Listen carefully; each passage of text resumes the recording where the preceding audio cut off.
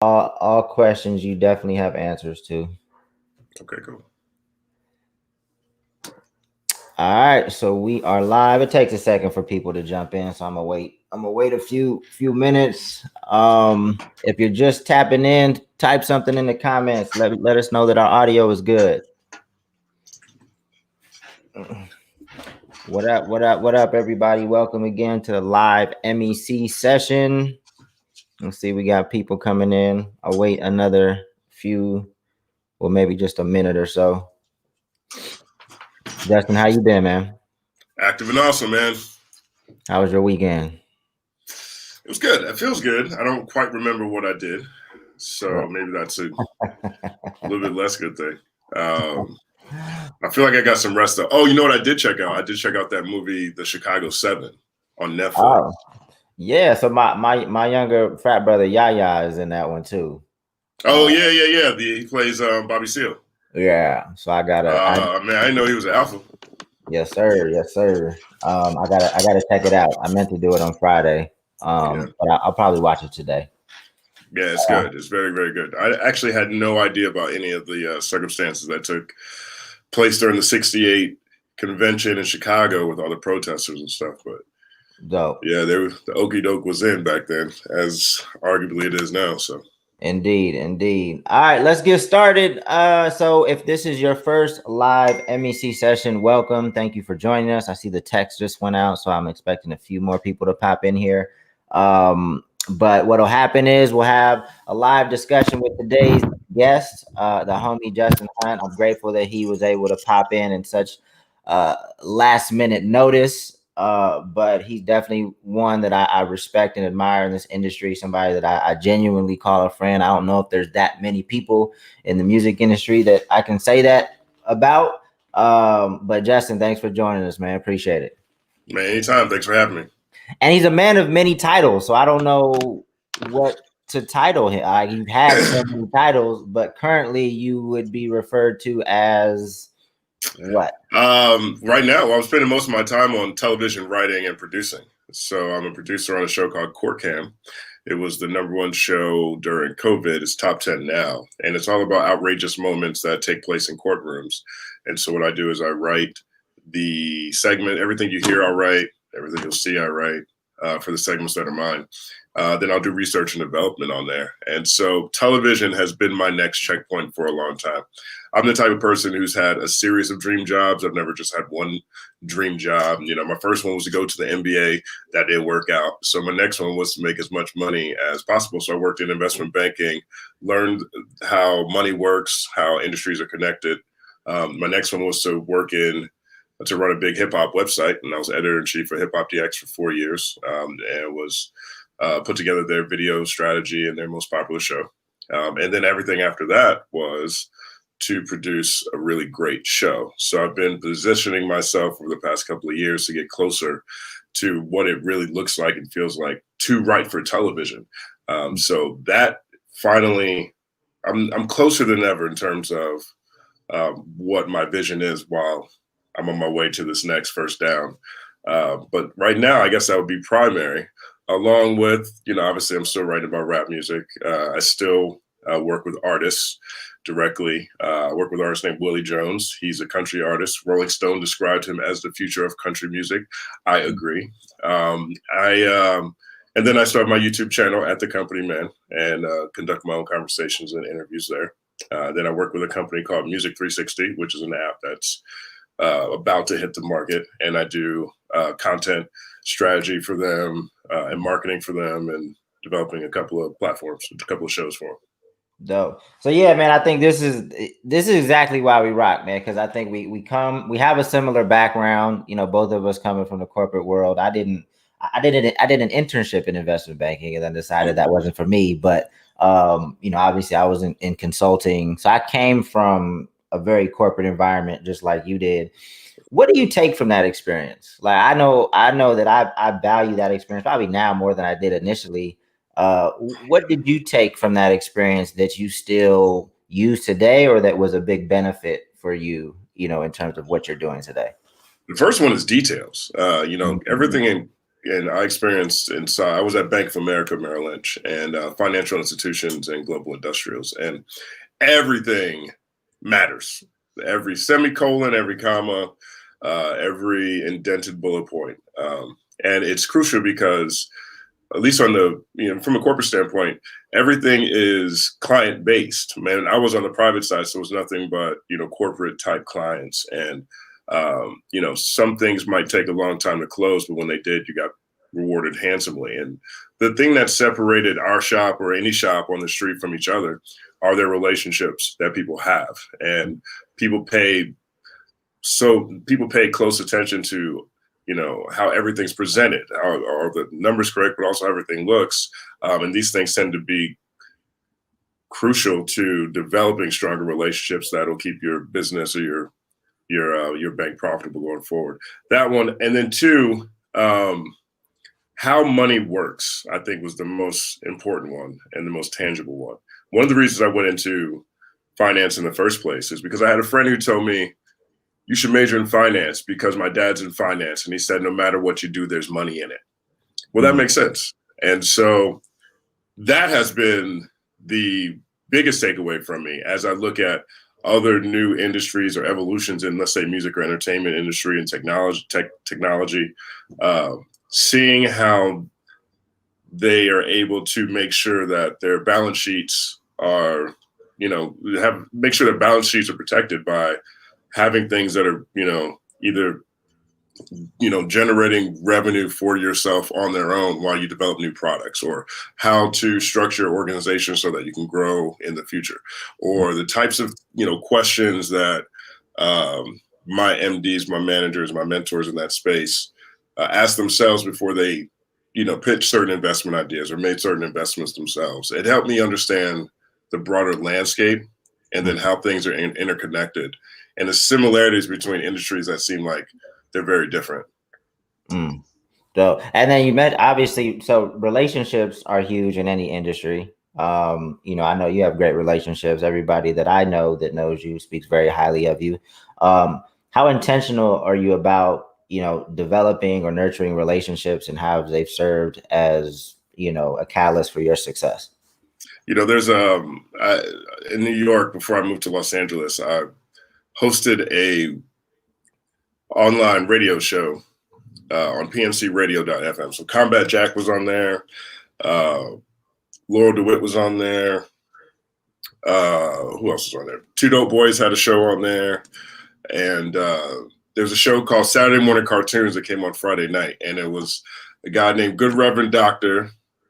And his host was Al. And Al's Wale's brother. And he worked at Fader back then. And they had a saying that they turned into a series, a performance series, and it was called Protect the Cosign. And that's how I think about relationships. Like, protecting the cosign has been paramount to everything that I've done. If there's people who have, I had a strong relationship with, or had a close working relationship with, it was always important for me to show them enough respect to protect the positive things that they say about me. And also in those situations, because there's always going to be situations that didn't necessarily work out to the way you thought they would, or, business interests move in separate directions. And so for me, that was also a huge takeaway. Just because something doesn't work out doesn't mean it's everybody's business as to what happened. And so and that is another way that I think one thing that's been a linchpin to my continued progress, or having people who'd be advocates for me as I move on to other things or other, avenues of life that I'm interested in. There are situations that I've been through that, I'm sure neither of us felt good about, or one of us didn't feel good about. And that doesn't necessarily mean that that's the end of any relationship we'll ever have. But it also doesn't give me the green light to go outside and start airing out all these shady business practices in the entertainment industry. Everybody knows that's the case anyway. I mean, the bigger thing is, what do people who are not involved in those, tense or tumultuous situations see when they see that interaction, right? And there's a lot of entities in entertainment that'll look out and say, man, this person's over here blasting their company, blasting their former partners, making things look dirty and messy. I'm not sure I want to go into business with that person. So protecting the cosign is the first thing that I think about when it comes to how I approach relationships. Right.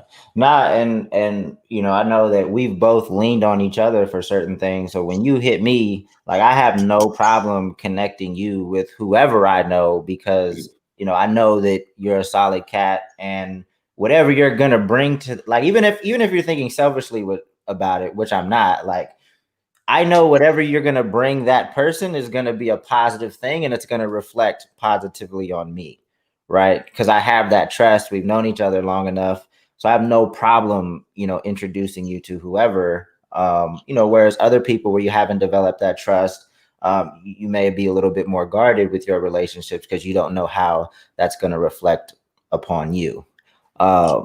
Dope. Yeah, I didn't know you were still working with artists. That's even better for this conversation. I didn't know you were still working with Willie. In what in what capacity are you still working with him? I would just say, I mean, one, I have writing credits on a few of the songs. Two, I'm still an advisor. Yeah. Not whole songs, I didn't drop no bravado in there and show them how to do stuff. Nothing like that. But no, there's a couple of, you know how writing credits work. There's a couple of, you're in the room at the right time, you make some suggestions, things work out. And so that's one of them. And then two, a lot of marketing and strategy that goes on with new releases, his new project, we just pushed it back because he has another song that's very, very powerful in the country space that CAA and the rest of the partners are all excited about. But a lot of work with him and his manager and making sure that we keep who he is tight, because it's very easy for artists and for people in general to lose themselves in this space. So I still do that.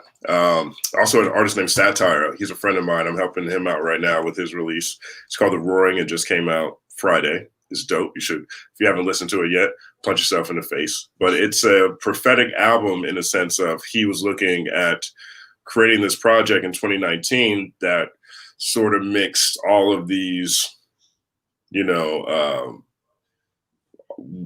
ills of the world, so to speak, and making allusions to what the future might look like. And then 2020 hits, COVID and uprisings are everywhere.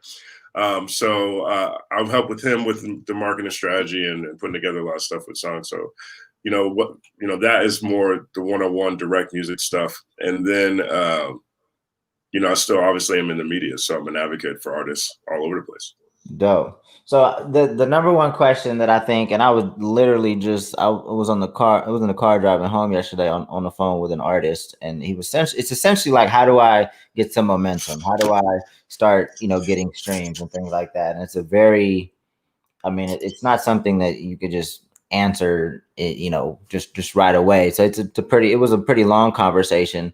But if an artist came to you and was like, well, I see all of these artists out there, all this music being dropped, tens of thousands of songs every single day.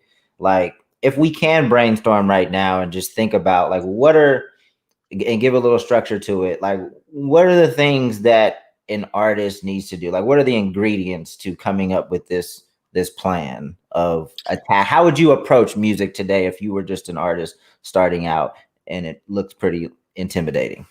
I think the first thing I'd ask myself is, do I want to be famous or do I want to be rich or make money through music? And I say that because they can be two different paths, right? I mean, just not every musician, not every prolific artist is face forward. Not everyone is selling music directly to a audience with disposable income. There are so many other avenues from a licensing standpoint, from whether you're partnering with film or television to create a soundscape. I mean, there's a lot of different ways that you can be a successful, viable artist without having to be on stage holding the microphone. And right. So that would be the first place to start, to see where their personal ambitions are.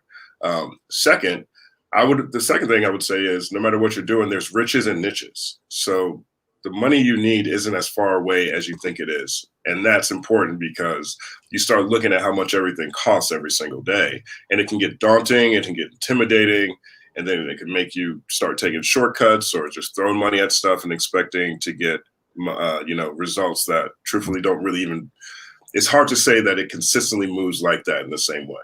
Right.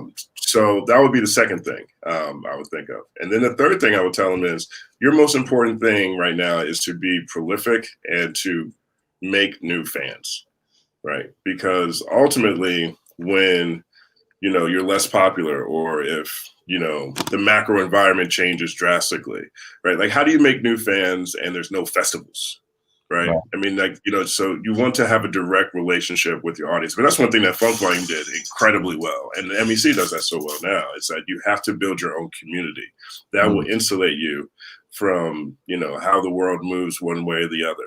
And then after that, the rest is just getting better. Now it's like, okay, well, do I want to put money into this viral or this digital advertising here? Or do I think it's, better for me to spend money in directions that my audience is talking about that they're interested in? I look at all those things being more based off of the type of music and maybe some of the things that are more specific to a specific artist in terms of what they should do at that point in time. But the first thing is always going to be, do you want to be famous? Are you trying to be the face forward artist, or are you looking to have a career in making music? The second thing I would say is, well, look, there's riches and niches. And to start that, we have to be, which would lead to the third thing, which is like, we have to be community focused and we have to be a part of the community. That community is crucial. I think the value is really in the community. And even if you look at, outside of music, the Peloton, for example, they're not just selling a bike, right? They're selling a community. You want to be part of this community because it's all connected. So I stress that to artists time and time again. Like, how do you build a community? I mean, the MEC, that's what we're trying to do, a community of knowledge, a place where that you can get support and good information. And also what I tell artists is that you kind of need to have a system and a plan for how you're moving, like a system for consistent content, right? So this is how you're going to put out content. And when you do that, you get feedback on how you want to twist that, how you want to make some changes or tweaks to that system going forward. But then it's also about, how do you create moments? Like, I think artists that do really well are really good at creating like moments consistently, right? So even with now that I'm working with comedian Big Jaw, I think it's the same thing. It's like, we have these sketches coming out on a weekly basis, but what's going to be our next moment, right? And some of the stuff is kind of out of our control when he lands like spots in Netflix films and things like that. Those are moments. But all right, let's put together our own sketch comedy show. That's bigger, it's in the lane of what we're doing, but we can create a bigger moment around it. We can get people more excited, and take them on this journey and make them feel like they're part of something bigger. So I think artists that really move, they have this consistency in the content that they're putting out, but they're also creating moments like time and time again. Or even looking back at Funk Volume, it was like, getting on Double XL, that's a moment. Touring, putting a tour together, that's a moment. Our contest, like anything that allows you to really shake things up and show your fans that you're kind of taking things to the next level. I think artists that are good at doing that, find success. One thing that you mentioned to me before, that I always think about is being able to celebrate the small victories, right? And using that to guide whether or not you're on the wrong track or on the right track. And one time you mentioned that you said that a lot, but the first time you mentioned that, I remember, because you connected it to being willing and focused on what you need to change and adjust if, the metrics or the analytics aren't moving in the direction that they should be, like that level of self-awareness about yourself as an artist and your collective is primary. Like, you can't sit here and force things that have proven to be unsuccessful or not connected to the direction that you want to go in, and expect to have success in the future. Right. So it's really like build on small wins. I mean, you're celebrating it to a point, but it's like, for example, like you're now, producing a television show. And there's some people that can get comfortable in that moment and just ride it out, as opposed to continuing to do well on the court cam, but also trying to figure out, okay, how can this new success lead to that bigger show, right? So it's always building on small wins. No matter what you did recently, don't rest on it, don't lean on it. Figure out how you can use this newfound exposure to get a next bigger win. So that's crucial too. And so another thing I think you do well is explain to us it's all happening, because that's something that you say time and time again. It's all happening. Yeah. It's funny because my first blog I ever started was called The Quotable. Right. And I'm hip hop to the core. It's my favorite, genre. Rap's my favorite genre, but hip hop is my culture. You know what I'm saying? And so, but the thing I like about rap music more than anything else is I'm a lyrics first guy. And so that's why I named my first blog The Quotable. And it didn't grow. I outgrew my blog. Like, to this day, I think that first blog probably has 92 likes on Facebook. You know what I mean? Like, I ended up not wanting to run a blog, but wanted to cover lyrics. So I say that to say that is my, my default connection to anything powerful in the world. It's how beautiful or how memorable or how quotable lyrics or paragraphs or stanzas or poems or whatever in life, right? And so one of my favorite movies is called Almost Famous. And so there's a movie called Almost Famous, and it's about a guy named Henry Miller, and he was 16 years old, and he wanted to go on the road and cover his favorite rock band. And so he goes on tour, and he's covering this rock band. And the groupies are walking around to each other going, "It's all happening, it's all happening." But they're called Band-Aids. They're not groupies or Band-Aids. That's the difference in the movie. And so they say it's all happening. And so that stuck with me. And I never did anything with it. Like that, I probably saw that movie in the early 2000s or whatever. And it was something I would say just because I thought it was a funny quote from the movie. But as I grew into who I was and the way I started looking at the world, I realized that phrase to me was more than just an esoteric statement of 70s or 60s era peace and harmony, hippies, peace and harmony represented in a movie.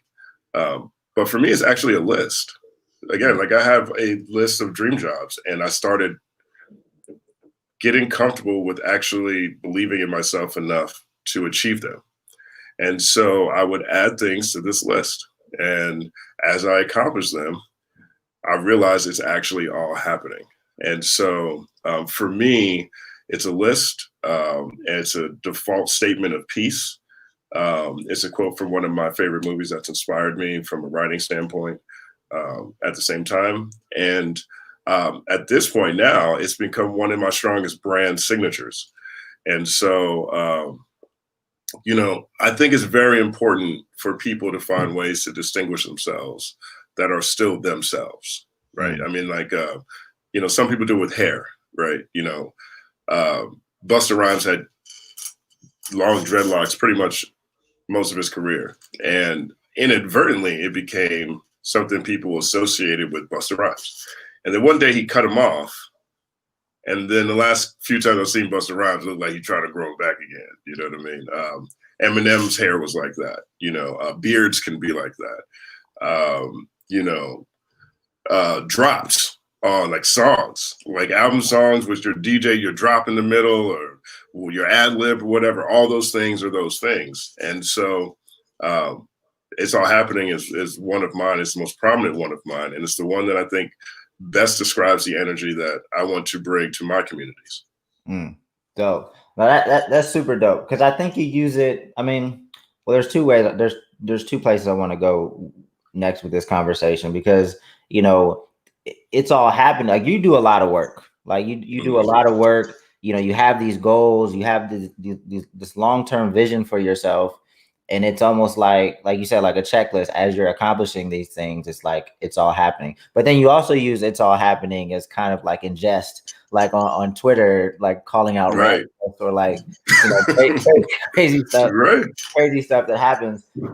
Can we talk a bit about how you've been like pretty intentional about like how you've moved to accomplish your goals and having that long-term vision? Of course, like, I think there needs to be some element of like, just a willingness to take opportunities and to be flexible. And I think your example of that too. But you have this longer term vision, you have all these goals. And how do you look at navigating your career, and like what's the next step you're going to take? You know, all of mine link in a row, essentially, right? Because my ultimate goal is to go into public policy, and to some degree, whether that's an elected officials or whether that's, supporting organizations or, things that can make the world better on my own. I know that that's ultimately where I want to go.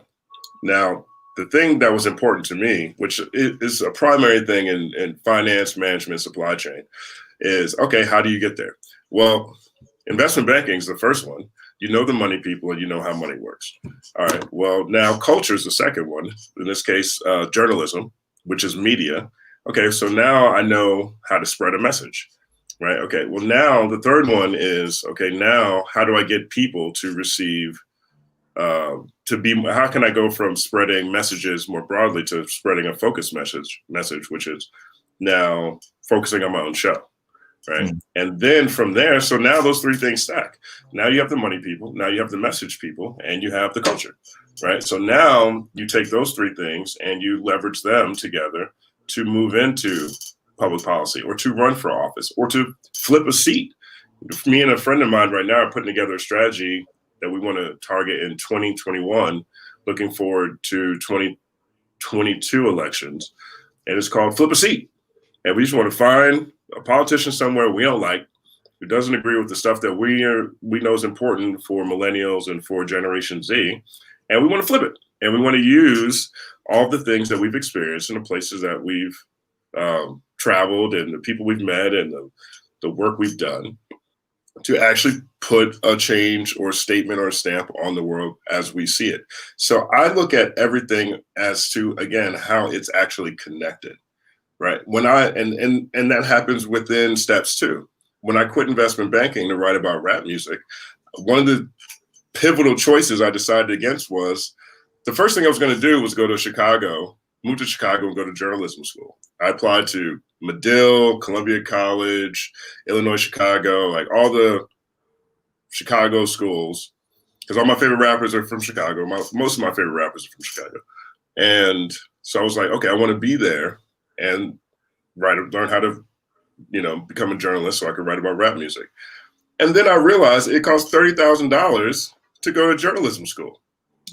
And I wanted to write about rap though. Like I live in Brooklyn. I can throw a rock and hit a rapper. Why do I need to go pay $30,000 to go learn how to write about rap?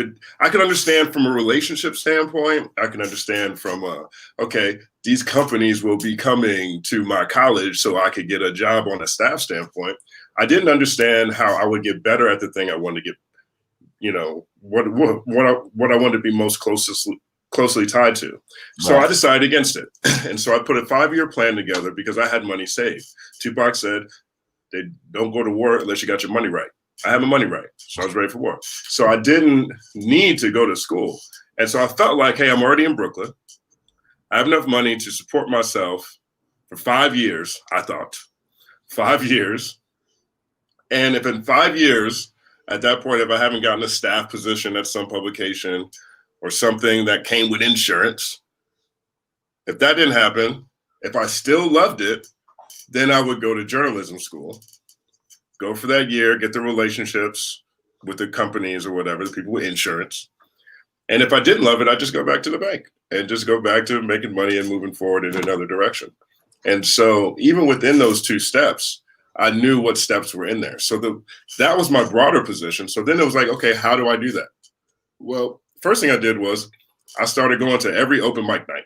If there was an open mic night I heard about with a rapper, I would pay to get in that mug, sit in the back for like 4 hours with my audio recorder running, record some of the most mediocre rappers you're ever going to hear, and then spend the next 18 hours writing everything that happened, and like, now it was a lot of heavy lifting and I loved every moment of it. But what happened was I became a part of those communities because I'm like, hey man, I wrote about you last night at EO Dub.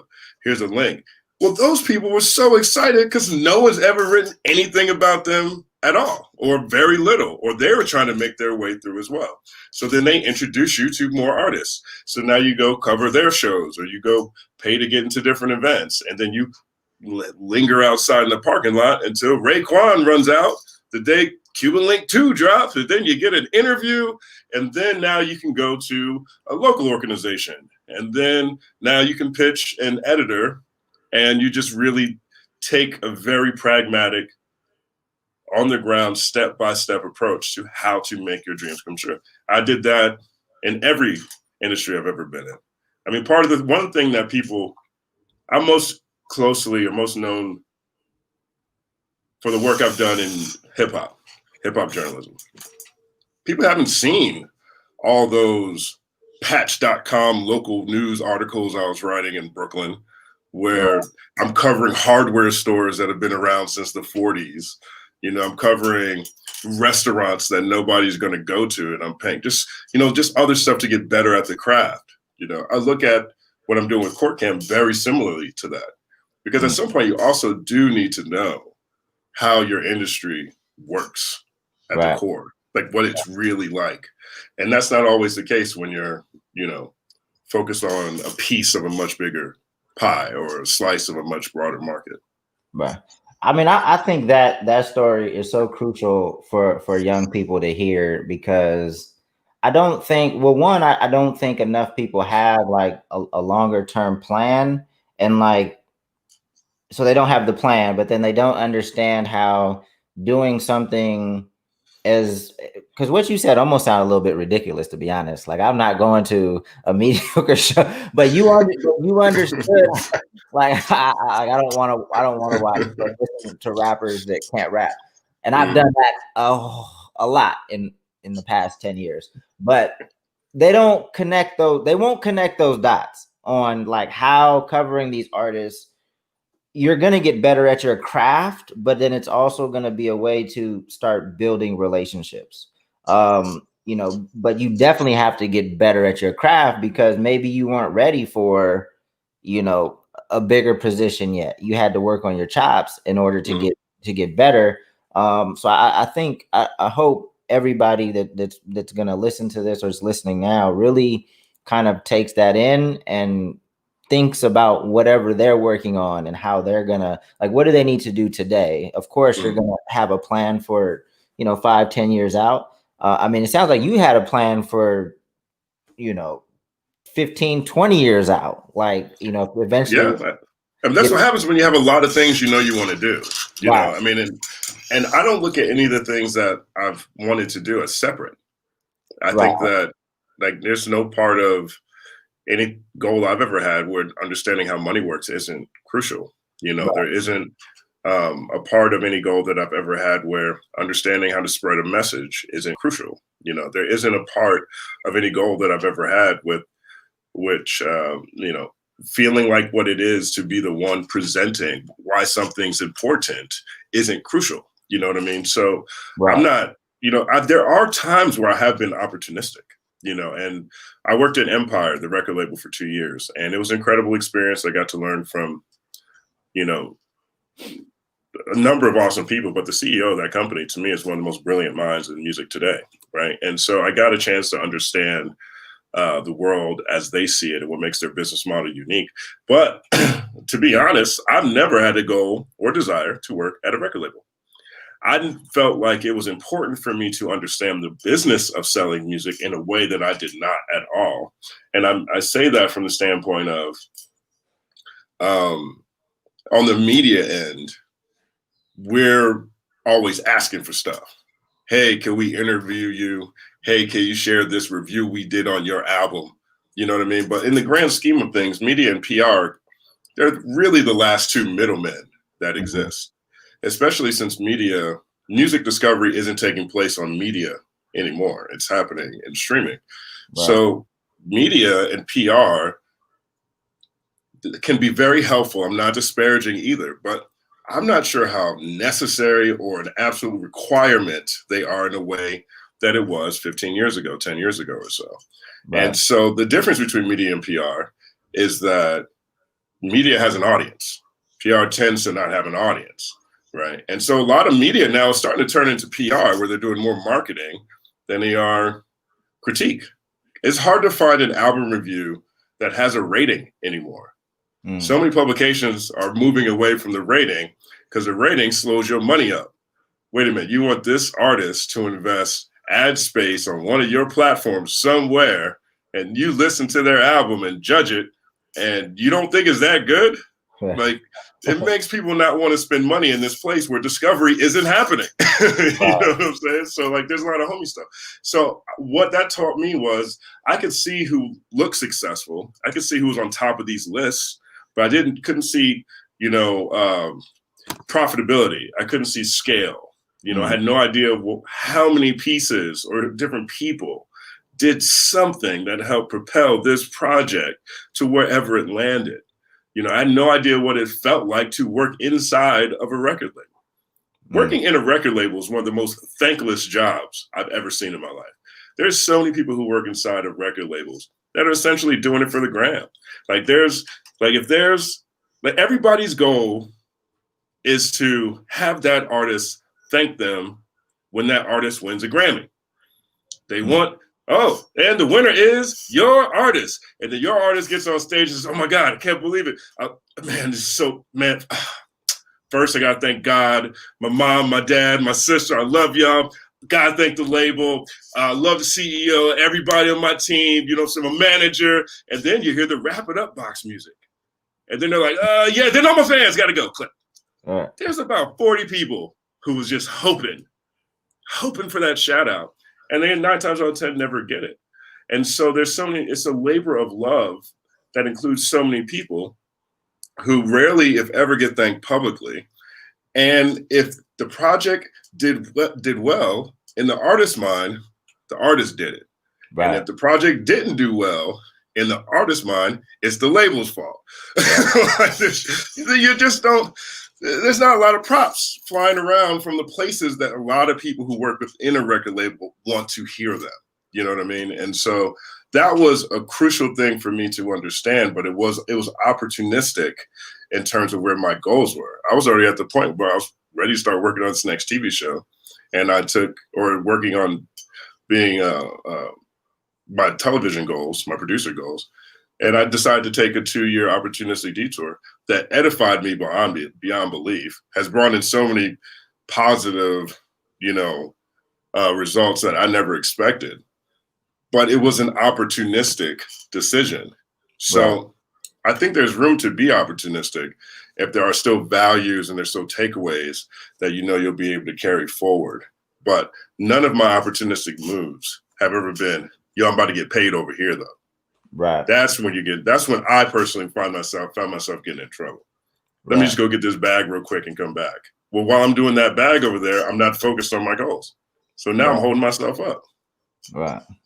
Yeah, no, man, I definitely, I respect how you're moving. I kind of am jealous because I'm more of like, I work on a lot of stuff too. And I know that I'm working on good things, but I like, let me just stay super active, help as many people as I can, surround myself with good people. And I just know good things are going to happen. Like, ultimately, I think I might eventually go into public policy too. I don't know. I don't have as much structure as you have in terms of where I want to be. Now I'm mentioned over in the television and film, just like where you are now. I didn't know that was going to happen, even last year or 2 years ago. So I'm more of just like, okay, just stay positive, keep doing positive things, and I'm sure some doors will open up. Be flexible and take advantage of opportunities. It's all happening. So you even were doing your own merch for a second. Like, so you even were like, as you were doing your own content, having your videos, promoting your own merch. Talk to us about that experience and, just selling merch. Cause obviously most people watching this probably have some type of merch operation or want to sell shirts. You were actually making the shirts like like in your house. You would make it, they would buy it, you would press it, ship it, everything yourself. Talk to them about that. So, one of the things I did, I looked at all the other, merch platforms, Teespring and all these different places. And one, I knew I didn't really want to focus on merch that much because it's not my core competency. It's something I was using to help spread messages. Initially, it started off as something that just contest winners got if they answered a question right at the end of a video I put out. And then the third thing was I needed something that was signature, that represented some of these things that people have heard me say so much, but I haven't presented. There wasn't a visual connection to yet. And so I decided to just get a heat press, come up with some clean designs, and just knock them out one at a time. Like it was 40% cheaper than any other production costs. I could be in control of my own destiny, meaning however big I want to get or however small I want to get. I can build an organization, of people who want to support the community that would, be able to scale at least to a point. And then the biggest one was I just felt like, for me personally, it just feels different when I feel like whatever I got from somebody that I care about or a community that I'm a part of, that they actually touched it. You know what I'm saying? Like, so I would always I was sending t-shirts, but then you got like a handwritten note, or I sent t-shirts, you got a handwritten note, and then like maybe something else I thought was dope about the comment that was connected to it, or like a question or something like that, and those are things I thought about that I took a lot from Strange Music. Because one thing I liked about them is that they manufacture so much stuff in-house, right? And that they reaped a lot of tax benefits from it, but they were also able to control their IP in a different kind of way. So I wanted to scale more in that direction with the merch thing. And still, the shirts I was getting, because I actually got the hookup on the shirts too. So that's part of having relationships. Protect the coastline. People look out for you. But the shirt hookup were like, they're American Apparel shirts, or American Apparel's competitor after they did something with their manufacturer. And so on the shirt side, the shirts were like $2. No, they were $2. Yeah, the shirts were $2 each. I was selling them at $40. Just to be like, see who really cared. And I was giving most away for, as gifts, not gifts, as contest winnings. And because I was pressing my own shirts, and this was the one that was super significant, more so than the profit margin on it, I made shirts specifically for the content I was making every week. So every shirt that I made was a limited edition. Like I wouldn't go back and make another shirt that I made, because the shirts I made for the show. Like there was It's All Happening standard shirts, but then there's one that says In the Pursuit of Nappiness, right? That's a shirt I just made up because I did an episode about rappers and hair. You know what I mean? Like there's another shirt that says, Save Net Neutrality.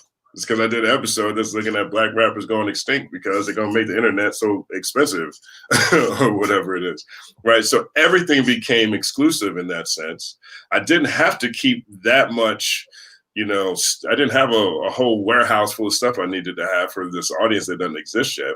Right. I could overcharge. I could raise the price on them because they're never going to exist again. And I could give them away at the same time and be and ship, efficiently and have like a tangible connection to the product that I'm giving to my audience. And so what that turned into was like at my peak, because I haven't been active on the merch side in a while. But at my peak, when I was focused in that direction, I was doing maybe 12 to 15, $40 shirts a week that cost me $2. And that was passive. That was passive income. Right. And it was brand building, and it was connected to the community. So, you can do the math on that. But at that point in time, I was making rent on shirts at that point in time, basically. And it's one of the things that my audience appreciated the most. Like I still get people who talk about, who like hit my DM or they'll tag me on a picture of them the day they got their shirt and the note that I had with them. So it was a direct personal connection. So, we'll see what happens. I've been looking at how to remix some of the things going forward that I've done in the past. And that's one that I've been thinking, more about lately. But I think that what helped me tremendously was trying to find other ways to get things done for stuff I wasn't quite sure I needed yet. Right. Like, when I left Hip Hop DX to start my own YouTube channel, I didn't know how many people were going to come over. I had no idea. I was taking, the same cues from the universe that you take when you make your decisions. Think positively, work hard every day. Something good's going to come out. And within 2 months, I had 20,000 subscribers, and I was doing 5 shirts a week, off 8 videos. I was like, oh man, this is, Wait. Before somebody listens to this and is like, oh, only 8 videos. How many videos have you ever made though? Oh, but before those 8 videos, you're right about that. Before those 8, I've easily made 1,000 videos, man. There, I easily 1,000. People get that part, right? Well, yeah, 8 videos after I left to go. After I left Hip Hop DX, Hip Hop DX is my favorite hip hop website of all time, and it was an honor to be the editor-in-chief. Boosted my profile, lovely, increased my relationships 100%. No, I did not just make 8 videos and all of a sudden, turn. That's not what happened.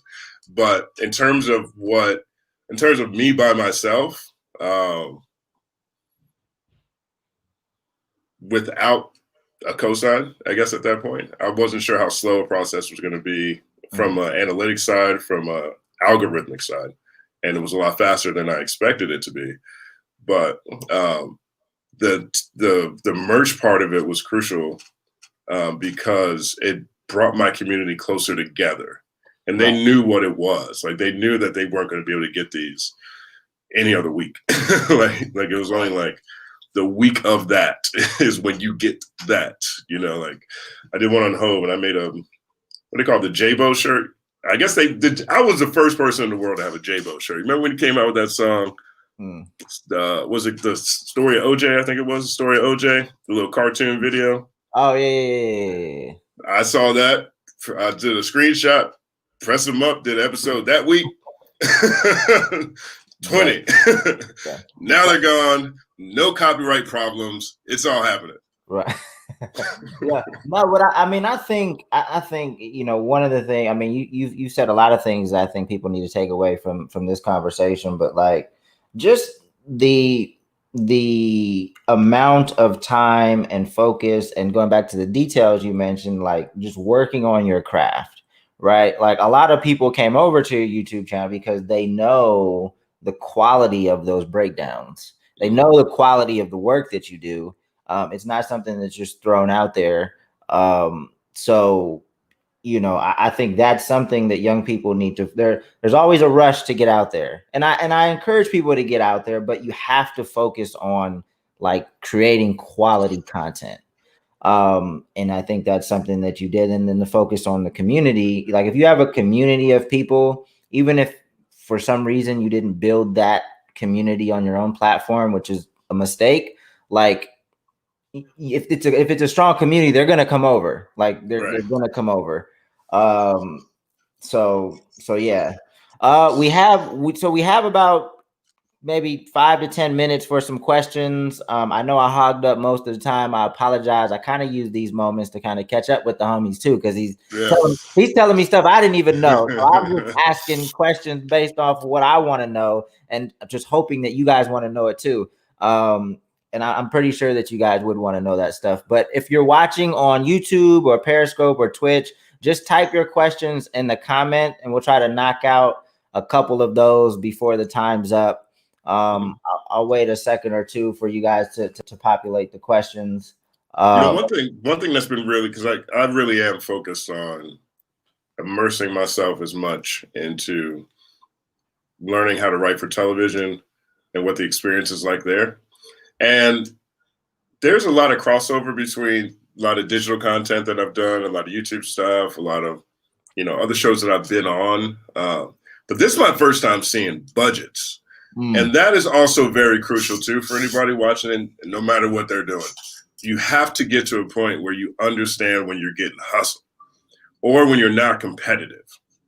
And so I've been able to put together, organizations and teams to help create certain types of viral content or YouTube videos on the cheap, knowing so. But to see how many different people are focused in different departments for one 30-minute anything is the part that I needed more than anything else. Because that also gives me another opportunity to expand my community or people who consider me a part of their community. And now I get to protect the coastline again. So now it's like, okay, when it's time to do a bigger production, now I have people who have more experience in that direction. I have more, I've closer relationships with production companies, and by de facto, closer relationships with the actual networks. And so, it's being intentional is detailed, and the more detailed you are, which is something I learned in banking again, the more detailed you are, the more you're prepared for whatever your challenges you run into. For sure. All right, let's see. We got a question here. Do you feel like the majority of hip hop sites spend too much time and energy covering the negative side of hip hop more than the positive? If so, what are your thoughts on it? I think if there's an opportunity, I think that that hip hop sites have a chance to maybe segment their content a little bit differently. Here's what everybody's running into. One, discovery doesn't take place on hip hop sites. It just doesn't, right? Most hip hop sites had so much support, especially in the blog era, from whatever new song just came out, whatever leaked something just showed up. You had to be there first to hear the music first. And then the blogs evolved into doing other stuff. But the first thing blogs are really doing was like finding joints on Napster, putting, interviews next to stuff or contextualizing things that were in other magazines or on TV and writing them there. But the biggest section for all these places was music. Since 2012, that's not the case. So what do you do when your most efficient moneymaker isn't there? Now, what happens after that? You get a whole bunch of video and YouTube, everything. Well, that stuff's expensive. Now that was expensive to make videos. You lost the low-hanging fruit. I was like, okay, well, maybe we'll put more effort into long form writing or detailed stuff. Well, that's expensive, one. Two, over that duration of time, non-hip hop places are covering hip hop now. All the big budget places, the New York Times, Variety, like all these people are spending a lot of time in your backyard. And so where is the revenue opportunity coming? DJ Booth did a great job. They created a streaming platform. It's called Audio Mac. Same house, same people, right? Awesome. Complex, they put together an ad network where they leverage everybody else, got their valuation up, and then they sold. So now they're Verizon. Hip Hop DX just sold to Warner Music, right? So you're either owned by somebody else who now expects you to generate a lot of money, or you own some piece of technology that allows you to still have discovery. Now, I'm not sure which sites are left, but if you don't have one of those, how are you going to move the needle? Now, here's the biggest part. Now, I'm not saying pro or con. I'm saying this is expensive. Nobody reads. Videos cost money. Discovery ain't happening where you at, right? Now that creates a different environment. Now I think there's room to change how you brand, or like Dane was talking about, how you make moments. And people make moments through events. People make moments through what they call conventions, Complex Con and Revolt Con. All these things were attempts to find other ways to make moments. People find ways to make moments by going viral by disrespecting somebody, being loud and angry. Screaming fire in a stadium is another way to make a moment. I guess that's the long answer. The short answer is I can't fault them for the type of coverage they choose. I can fault them for how balanced or how they present the coverage. What are their original properties looking like? Because ultimately, news isn't happening on news sites anymore either. It's on social media. So you're either not in a conversation, not in music, talking to a smaller audience that reads less and less every year. That is your marketplace. That's where everybody is hanging out, playing around right now. So no, I don't know if they spend too much time on one thing or the other. I definitely know us as a population spend too much time retweeting the crazy stuff. Right. Well, how can you get, like, when people play, I watch this on politics, on cable news and hip hop, it's always saying to me, everybody's blaming the media. Well, us as individuals, we're the media now. Yeah, shit. Very, very strong point, man. I appreciate. Well, what time is it? 12. Yeah, we got to go. I know you got more than enough things to do today with one of your 8 jobs. Right. Thank you for joining us, man. I think there's plenty of stuff for me to cut up and post as highlights. I'll make sure I tag you.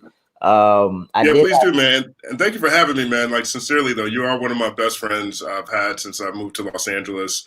I'm thankful for you. I'm always thankful for the opportunity to learn from you. And I'm serious. When I first moved to LA, Dave invited me to his house for Thanksgiving with his family. It was the first friend gesture I had of anyone in this entire industry of cool. And it's the coolest thing I've ever experienced. I love you and I'm thankful for you, man. I love you too, bro. And because when I first got into the music industry, like, I didn't know there were like different, like, when you say you're my brother, my friend, whatever, like, there's only one meaning of that to me. And then I got in the music industry and everybody was like, oh, that's my bro, that's my brother. Yeah. I was like, oh, there's levels to these. Right. I thought so. It fooled me in the beginning. Yeah. But man, definitely. I'll definitely be in touch. Thank you everybody for tuning in. DJ Pain 1 will be live this Thursday, and I'll be back next Monday, I believe, with Andrew Farber, I believe. Nice. That should be another dope discussion. All right, y'all. I'm out. Justin, thank you, man. Peace. Likewise, bro. Peace.